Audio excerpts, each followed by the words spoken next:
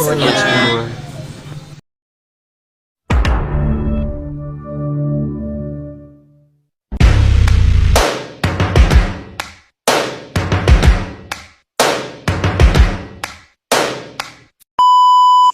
Hai, selamat pagi, siang, sore, dan malam untuk teman-teman yang sedang menyaksikan video ini. Kami kelompok 3 kelas 10G SMA Negeri 99 Jakarta akan membahas materi tentang jenis penelitian sosial berdasarkan metode dan taraf pemberian informasi. Sebelum itu, kita perkenalan dulu yuk. Perkenalkan, nama saya Ulia Sapina, absen 7. Perkenalkan, nama saya Isyam Rifai Kamil, absen 13. Saya Indriana Novianti, nomor absen 14. Perkenalkan, nama saya Muhammad Jari Saputra, absen 20. Perkenalkan, nama saya Pasha Zaki Permana, nomor absen 27. Perkenalkan, nama saya Rizkia Ayu Fadila, nomor absen 31. Selanjutnya memasuki materi pembahasan. Yang pertama di sini ada pengertian dari penelitian sosial. Sebelum memasuki materi, izinkan saya untuk menjelaskan sedikit mengenai penelitian sosial. Jadi, penelitian sosial adalah suatu upaya ilmiah yang memiliki tujuan, yaitu untuk menganalisis atau mempelajari berbagai gejala atau realitas fenomena sosial yang terjadi dalam masyarakat. Sekarang saatnya kita memasuki materi selanjutnya, yaitu penelitian sosial berdasarkan metodenya, yang dibagi menjadi 4 jenis, yaitu ada penelitian historis, penelitian survei, penelitian eksperimen, dan penelitian observasi. Nah, agar lebih paham, yuk kita simak penjelasannya. Pertama, penelitian survei adalah jenis penelitian sosial yang pertama adalah penelitian survei yang paling sering ditemui oleh masyarakat atau sering digunakan oleh peneliti. Dalam pelaksanaannya, peneliti survei dilaksanakan dengan menggunakan angket atau kuesioner yang telah dibuat sebelumnya sebagai instrumen penelitian. Jenis penelitian survei biasanya dipilih untuk mengumpulkan informasi dengan jumlah populasi yang besar. Yang kedua, penelitian eksperimen, yaitu jenis penelitian sosial yang kedua adalah penelitian eksperimen yang bertujuan dengan untuk menemukan hubungan sebab akibat dari variabel yang diteliti.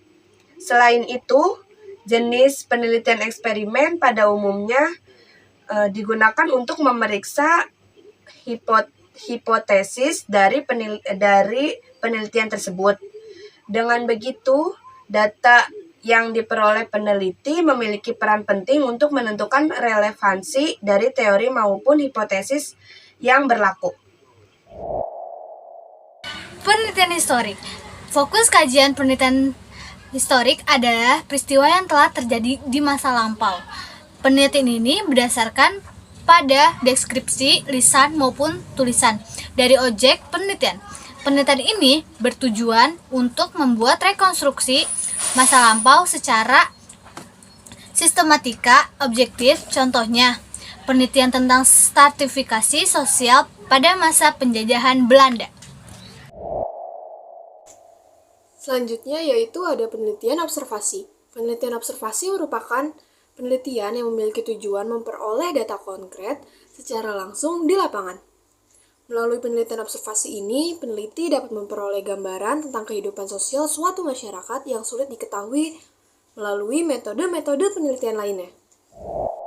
Nah, sekarang saatnya kita memasuki materi selanjutnya, yaitu penelitian sosial berdasarkan taraf pemberian informasinya, yang terbagi menjadi 3 jenis, yaitu ada penelitian eksploratif, penelitian deskriptif, dan penelitian elopanasi.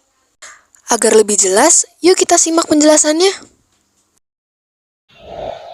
Penelitian eksploratif, penelitian ini menggali suatu gejala yang masih baru.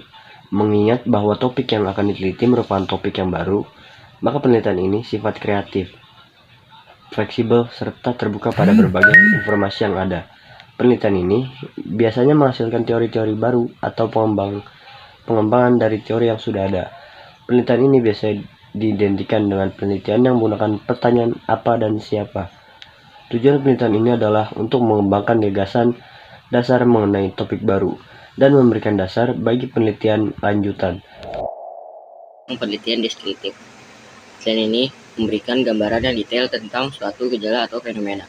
Penelitian merupakan kelanjutan dari penelitian eksploratif.